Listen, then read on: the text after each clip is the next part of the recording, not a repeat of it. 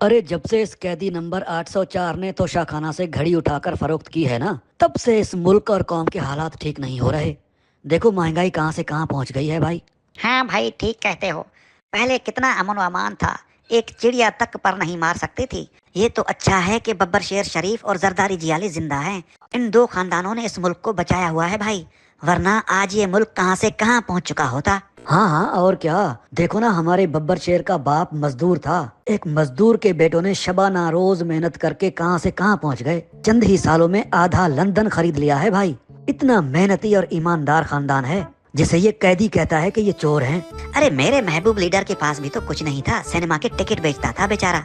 उसका एक रिश्तेदार तो साइकिल पर दूध बेचता था।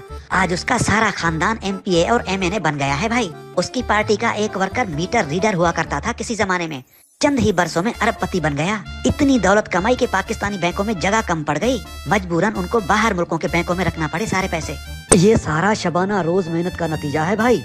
देखो बाजवा साहब ने भी कमाल कर लिया, 3-4 वर्षों में 1100 अरब रुपए कमा लिए। अरे तुम बाजवा साहब की बात करते हो, वो तो बड़े ओहदे पर था ना। हमारे कमिश्नर देख लो, डिप्टी कमिश्नर देख लो, पुलिस के अफसरान देख लो। अरे जिनकी 60-60, 70-70 हजार तनख्वाहें हैं, उन्होंने लंदन और अमेरिका में जायदादें बना ली हैं भाई, जबकि लंदन वाले खुद इतनी प्रॉपर्टी नहीं खरीद सकते। ये सारा शबाना रोज मेहनत का नतीजा है भाई। अरे याद आया, गिलानी साहब की बीवी ने भी तो हीरों का हार उठा लिया था ना तोशाखाना से, जो पाकिस्तान के सैलाब जदगान को दिया था तुर्की की खातून अव्वल ने। अरे भाई, अब सैलाब जदगान सोने या हीरे के हार का क्या करते। अच्छा है गिलानी साहब की बीवी ने उठा लिया, अगर वो हीरो का हार ना उठाती तो उसे भी ये कैदी बेच देता और आगे से कहता इन पैसों से मुल्क में अस्पताल बनवाऊंगा। बड़ी तबाही की है भाई इस कैदी ने इस मुल्क की। अरे हमारे ईमानदार मजहबी और मोहब्बे वतन लीडरों ने सारा मुल्क बेचकर भी लंदन, दुबई और अमेरिका में प्रॉपर्टीज खरीदी हैं, जजीरे बनाए हैं, सारा कारोबार बाहर सेट किया है, लेकिन मुल्क का एक रुपया तक जाया नहीं किया। ऐसे होते हैं लीडर, और इसे कहते हैं सियासत। हाँ भाई, क्यों नहीं। अपने औलाद के लिए शबाना रोज मेहनत करके पता नहीं कहाँ कहाँ से कर्जे लेकर भीख मांग कर अपने आने वाली नस्लों के लिए बाहर मुल्कों में पैसा जमा कर रहे हैं भाई। और एक वो है कैदी जिसने एक घड़ी बेचकर मुल्क को मुश्किल मोड़ में फंसा दिया। अरे उसे सियासत के अलिफ बे का नहीं पता भाई, तुम क्या बात करते हो। देखो तुम जैसे बेअकल को भी ये बात समझ आ गई, लेकिन उस कैदी को ये बात समझ नहीं आ रही। अरे वो सब समझता है। अरे क्या खाक समझता है, कहता है ये सारा कर्जा और भीख में लाया गया सारा पैसा इस मुल्क और गरीब आवाम का है। कर लो बात, आज लाखों पाकिस्तानी अगर पूरी दुनिया में शबाना रोज भीख मांग रहे हैं, तो क्या वो सारा पैसा आवाम का हो गया?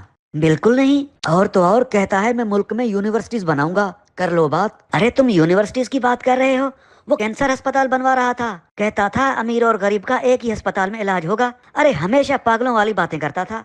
और फिर कहता है सारा कसूर जरदारियों और शरीफों का है। अरे हमारे बब्बर शेरों ने तो बरसों से चलते हुए कारखाने बंद करवा दिए।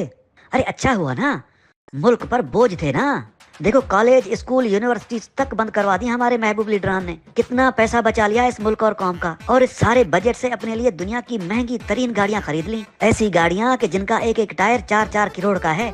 अब ये तरक्की नहीं तो क्या है। अरे बंद पड़े हुए पावर प्लांट से कैपेसिटी के नाम पर खरबों रुपए कमा लिए हमारे इन दो खानदानों ने।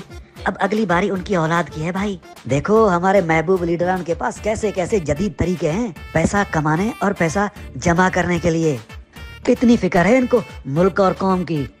और वो कैदी ऐसे नायाब और ज़हीन इंसानों को कहता था कि ये सब चोर हैं और उनको उल्टा लटकाऊंगा। अरे जब चोरों को उल्टा लटकाएगा तो इस कौम और मुल्क को कौन चलाएगा? अरे बाहर से कर्जे कौन लेगा? लंदन में फ्लैट कौन खरीदेगा? पागल कहीं का। यार तुम क्यों एहतजाज कर रहे हो? अरे भाई मेरे बिजली का बिल ज्यादा आ गया है, इतनी बिजली तो मैंने इस्तेमाल ही नहीं की, बस इसलिए एहतजाज कर रहा हूँ।